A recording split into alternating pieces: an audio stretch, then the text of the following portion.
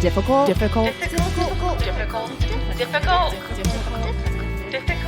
Women. Well, hello there. Howdy. Well, hi. Well, fancy meeting you here. Howdy, partner. Oh, howdy there, Katie Frame. How are you? I don't know. That's how I'm like on dates. I just like walk in. I'm like, hello. And they're like, hi. And I'm like, hello. And they're like, hey. I'm like, how's it? How are you? Hello. That's why I don't go on a lot of dates. I wonder what's happening in the with still being single. lack of social abilities now due to COVID. More than ever. God. More than ever. Well, that's Katie. Well, I'm Katie. See, I'm not even good at introducing myself. I say hello, and I can't even introduce myself. I'm Katie. I am Marie. And this is the Difficult Women Podcast. We're just very difficult to talk to, aren't we? Stay away. We're difficult. How are you? You're bundled up already for fall, and you can't see her, folks, but she's bundled up in a nice, beautiful. What color is that? Chartreuse. Fuchsia. Chartreuse. That's chartreuse. right. Chartreuse. Mm-hmm. Little blanket. In a little blanket. Yeah. I thought she was naked. No, I'm not naked. She had something. No. Yeah. She has something under the. And I'm rocking tie-dye because that's 2020. We're bringing it back. Everything's new again. Yes. It's just like new. Yep. How are you doing? I am doing well. Lots of things going on. So many things. I guess we should just I think we'd have to. Yeah, I feel like we are beating around the bush. Yep. No, okay. So yes, I am making the announcement. You can hear it first, really, here on Difficult Women because I haven't really talked much about it. But I am leaving New York City. I'm packing up the old Mazda and driving it down to Nashville, Tennessee, to move into my friend's basement. Living the dream. Living the dream. God, I hope I don't regret this. But you won't. It's still good.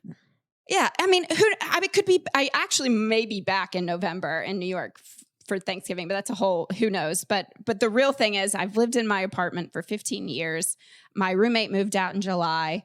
Haven't been able to find a new roommate / don't want a new roommate, would like to live alone because I'm that age that I deserve to live alone and not have to have a roommate. So I can't afford my apartment. And instead of moving into a new place in New York, I have made the very hard decision, but also I feel right decision to go to Nashville so I can be closer to my family. As you all know, my dad has Alzheimer's, so I'm very excited to be not excited.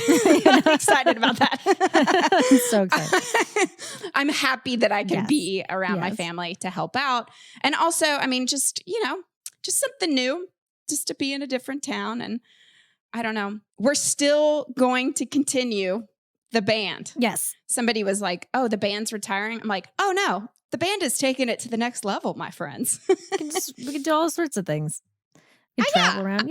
It's funny, too, with the moving. It's like it is been, I think, a good transition moment for a lot of people. So I think that the timing is good for this. I also am moving, which is totally random, but I'm moving a block away from my current house. It's so exciting, though. What a beautiful place you found. Yeah, I'm very lucky. I found a little place, 1 bedroom also. Moving back in with myself. Moving back into myself. What is that? You're going to get up in yourself. I'm going to get up in there. But you've lived alone before. Yes, I have. Twice before. Yep. So it's like it's kind of old hat for me. Yeah. But do you like living alone or like roommates? I do like living alone. I'm an introvert, but I've had roommates the last 2 years, which was sort of a happenstance. I was very lucky. And I've been very lucky to have really amazing roommates. We lived a little bit like a college dorm for the last 2 years, but that's kind of fun. We had a good time. It was good. I'm not mad about it. And I will definitely miss them. I am a little anxious about being lonely. Mm-hmm. And with the COVID situation, if there's another peak in New York or whatever, and we have to stay inside again, I'm gonna have to find a pod of people that are also lonely. I'll drive up here. I'll come, hop in the hatchback. I'll have to lock you in the basement for 2 weeks, and then you can be released. That's true. That's very true. Yeah. What a wild Yeah, I mean, so I've been reading, people have been making these big declarations of why they're leaving New York City and New York strong and you losers who would leave. Yeah, and I mean, and it's like, I was going to it's say, a real thing. There's been a lot It's of like definitely- pushback for people against people that are leaving, but I think that that's dumb. Like, I think that there's a good reason why some people have left, and why not? Yeah. I mean, I don't know. People leave all the time. People come all the time. People leave all the time. Whatever. Well, I'll tell you the thing that makes me the saddest though for leaving is that I can't remember who emailed me, but I feel like it was an elected official or a chef. I can't, it's either one, but somebody famous. I got an email saying like, now's the time to return to New York. If you've left New York to quarantine elsewhere, now is the time more than ever to come back to the city you love, to support the city you love with your money by, supporting local mom and pop restaurants, stores, just all the above. And I do truly believe that. And that's what makes me sad that like, I'm not able to reinvest in this greatest city in the world where, things are different, obviously, because of COVID. And so many places are not going to be able to open up again. Mm-hmm. And I do have the full belief that everything is going to be even better, and it's sad to not be here to witness that. And it's also going to be sad not to be a part of, the ground floor. Cause also, I mean, one of my friends who's a Broadway guy, he was like, it's just such a shame that you're leaving because, finally we're going to get in there and finally we're going to get those parts, which is, maybe that's true, but, also I have to do what's right for my mental health. And that's mainly the biggest reason why I am going and other things too, but it really is to be closer to I family. also do feel like for the entertainment industry and also other kind of business models that have been predominantly in towns like LA and New York and bigger cities, I really feel like what we've learned from the pandemic is that you can work remotely and you can have your big career and not necessarily have to be in one of these big cities. So I do think that regardless of, I do think our city is going to come back and it's going to be better than ever and all the things. I do believe that. But I also believe that there's going to be all these parts of America that are going to be better than ever too. And there's a lot of people moving in to new area, you know what I mean? Like a lot of liberal people moving into more conservative towns, which I'm sure some conservative people might be upset about. But I think overall it's a good thing for everybody because then everybody gets more exposed to new things, across the board. And one thing I'm kind of excited for you is after this last election or this coming election, there'll be another election in 2 years and you're going to get to vote in Tennessee. And that's huge. If I'm still in the country, if you're still in the country, right? If we haven't, if that's a whole other thing too. Also, if our democracy hasn't totally crumbled into nothing, then like sure. But I'm just saying that if you do stay, that's kind of one of the things I think that's really, really great about people leaving, like some of the bigger hubs, is that we can spread awareness to other parts of the country.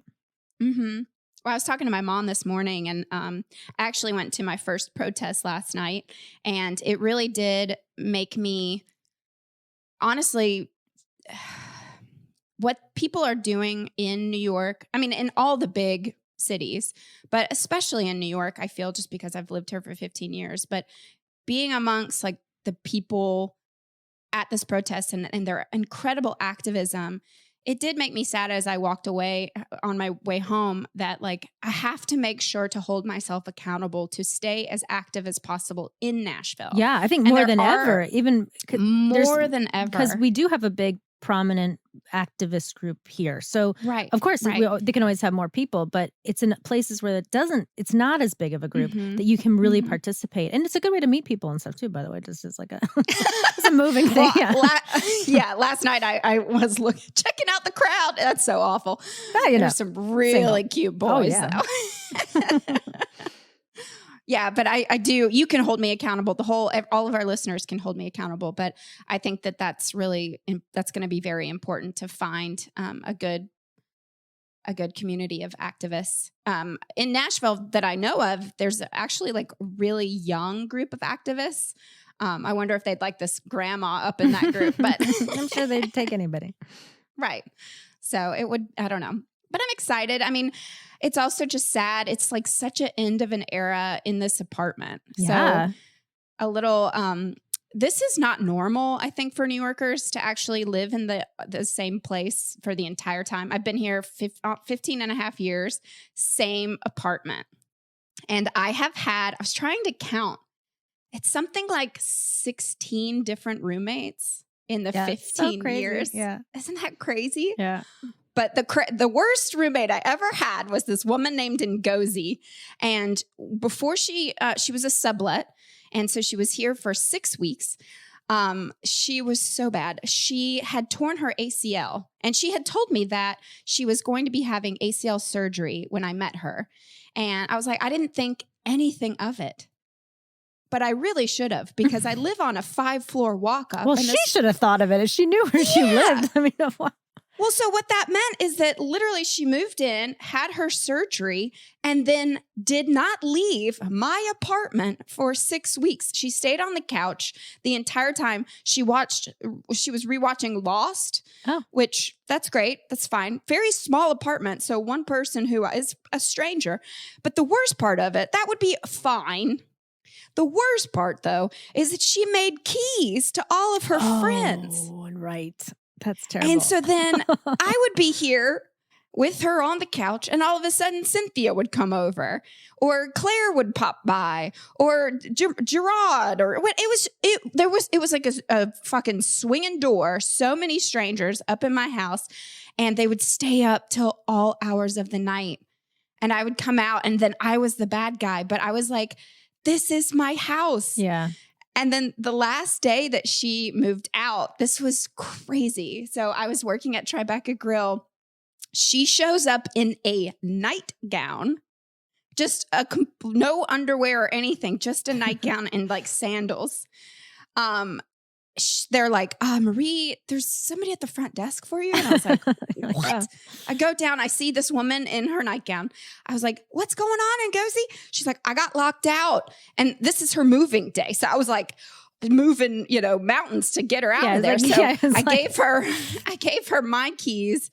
And then she said that she was going to give them to my neighbor. I mean, that part worked out. But when I came home from work, I was working a double. I came home and she was gone, and I was so excited that she was gone. And then all of a sudden in the corner, I noticed she had left some shit. So I was so angry, and I grabbed the shit and I take it outside, and right when I put it down in the hallway, I hear the door, and I had set it on an automatic lock because she was leaving. I found myself locked out as well. Oh God. 2 a.m. after working a 15-hour shift at fucking. That's awful. How'd you get restaurant. back in? Oh, I climbed the ladder. Oh, yeah. Remember the story? Yeah. I climbed the ladder in my apartment building up to the roof, the one roof. I jumped. I dangled from. God. So it's not like I'm jumping from like roof to roof, but I am. But there's no like separation between the buildings. They are attached, but one is like. I mean, it was probably like 1.5 stories. Yeah. And I don't try this at home, kids. It's like not I hope your mom's not listening to this episode.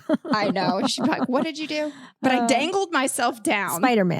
Spider-Man, dropped down onto the roof, hoping, wishing, praying that my window I had left unlocked. And I go and I'm like, oh, fuck, the window's locked. So then I think I'm going to crawl across like this, like. No, no, you can't. I look at that and I'm like, well, if I do that, I'm going to die. So then all of a sudden I noticed that there's some roofers had left like some tools. So I was able to jam it under the window and pull it up that way. And then I just sat in my apartment and cried. Luckily, I know what window you're talking about. And that window was clearly not easily accessible because you jumped from a roof to get to it. But man, I guess if you want to break into a place bad enough, you can. And you did. And you good. And you I did. And you I got in there. And you survived to tell the tale. I love that. Yep. Yep. Yeah. I never had like bad roommates because I never had that. I had roommates in college. Well, I had a couple of bad roommates in college, but that was whatever, regular college stuff. But I remember I lived in that place, my first place I lived alone. And when they rented it to me, it was really cheap for a 1-bedroom. And when they rented it to me, they were like, this is Williamsburg. And I was like, this doesn't look like Williamsburg. Like, no, this is Williamsburg. This is like the edge of Williamsburg. Oh no. And I was like, okay, are you sure? They're like, yep. So then I like sign the lease and everything, and I move in. And it turns out my neighbor, like my neighbor on my floor, is like the head drug dealer of the entire neighborhood. And there are like people just like on so many drugs coming in and out of the building all day long. She came over like the day I moved in, and she was like, "What are you doing here?" And I was like, "I don't know." I was like so freaked out. And when I moved in, I don't know if I've told this story on the pod or not, but when I moved in, I got movers. These like really, they were cheap also, and they were very scary looking guys, and they did not speak to me like the whole move. And then I remember we packed up their van, and then I was like, I'm going to get in a car with these people, and they're going to drive me somewhere, and I'm hoping it's my new apartment, but like, I don't know. So I was trying to be like really nice to them in the car to be like, please don't kill me. Please don't kill me. And they unpacked everything from the van into my new apartment. I'm paying the guy in cash, like everything that I had, for the moving. And he's about to leave, and he turns back and he's like, listen, I can't in good conscience leave you here in this apartment. Oh my God. So I will pack everything back into my van and drive you back into Manhattan because I don't feel comfortable leaving you here. And I was like, I already signed the lease. He's like, all right, well, it's your funeral. I was like, oh my God. Jesus. So it was like a rough couple. Yeah. And this other like, hipstery couple moved in like 6 months later. And I was like, oh, okay, here's a non-drug addict that's living in the building. Great. And they moved all their stuff in. They left for dinner. And while they were gone, someone had broken into their apartment and stole all their stuff. Oh. So I saw like them with the police were like, they were doing the report. And I told them, I was like, you're still going to stay though, right? And they were like, no, we're leaving. I was like, oh. So that was But then when did you find Leroy? Oh, that was around that same time. I like came home drunk from something, and there was a cat that had been wandering around the apartment for a couple of days. I would like give him a little bit of food, and he was like hanging around my door, as one does if you leave food for someone or a cat. That's a weird sentence. And so then I came home kind of drunk, and I like was just like, all right, you're coming with me, buddy. And I like brought him into the house. And I knew in that moment, I was like, well, Leroy is a cat, by the way. Yeah, I wasn't my God. My ex-husband. My ex-husband Leroy. He would just hang around. No. Yeah, he's a giant cat. Huge. Cat. The biggest. So big. And he would cat. I'll never forget that first night was the best night we ever had together. Isn't that how it always is? But he he got into bed with me. Like, I didn't know this cat, you know what I mean? It was like new. And he was so happy to be inside, and he jumped into bed with me. And then when we fell asleep, he slept in front of me, and then I slept with my arm around him like a teddy bear for the whole night. He didn't leave at all the whole night. And then it was like from that moment on, he was like, this is my house, bitch. And then he started to like take over. And I was like, oh. He was the biggest cat I've ever seen. We got into a lot of fights, but it was fine. I miss him. Yeah. The only time I ever slept over at your place, because that was the only time you wanted to. When we first started the band, we thought that we had to sleep at each other's houses to like make our flights the next day, like we're in middle school or something. Yeah, we didn't know. But I did. I slept our first time on tour. I spent the night at your place. We were so excited. And Leroy just the entire night just like kept head ramming me. He was like sleeping on your head, and he was so loud. I mean, that's when he purred. It was like it was so loud. And I remember you being, first you're like, what's that sound? I was like, oh, that's the cat. And you were like, oh. And then I think he came over and just sat right on your head. And you were like, on my head. I'm like, don't worry, it's fine. And you're just like, ah. Yep. And he made an appearance in our slut video that went viral. So millions of people have seen your cat. Yeah, if you don't remember what he looks like, he's at his prime Leroy in that video, just like very unhappy to be held, which is about right. Well, I found my cat, not to make this a cat I mean, why not? now. City cats. City cats. But a friend of mine called and said, Marie, I found a 5-day-old kitten. Do you want her? And I was like, no, I don't like cats. I've never had a cat. I don't like them. The only time I've ever, as a kid, I was around a cat, I tried to pet one and it bit through my finger. Oh, God. And I almost had to get stitches. So I always hated cats until Olive, which I still hate cats. I was going to say. But my friend called from Queens, from Astoria, and said he found this 5-day-old cat in the car engine, deep buried up in a car engine. And she had a little oil all over her, and he cleaned her all up, and he started sending me pictures of this 5-day-old kitten. And I was living with a roommate, one of my best friends, Dana, and she was like, oh, let's get a cat. Let's get her. And so I was like, I was going through a breakup. So I thought. I was too. That's the danger. That's the danger. Be careful when you're. Jesus. So I drove, I took a cab up to Astoria, got this thing in a box, brought it back down. And I think 12, 13 years later, I still have this dang cat. But now I'm like, you think of New York City cats.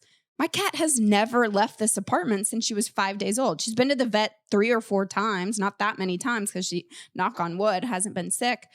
But like, what is... She's going to freak out. I didn't even think about that. She's going to be like, where am I? My mom was like, you need to get her some Valium. I was like, I need some Valium. Yeah, you're going to need it more than she does. Can we all just... Oh, God. Well, I stayed in your house recently. I forgot. Oh, you were house sitting. So then I was house sitting for you. This is like just a few weeks ago. And I was like, yeah, I got this. No problem. I know Olive, whatever. I walk in and Olive, I'm after work, show up, and she is like ready to murder me immediately. She's just like, what are you doing here? I'm like, I'm here to feed you. And she's like, okay. And I watched some TV. And then as I'm heading to go to bed, she just is like, no, I don't want you here anymore. Like, go home. I'm like, no, I have to stay.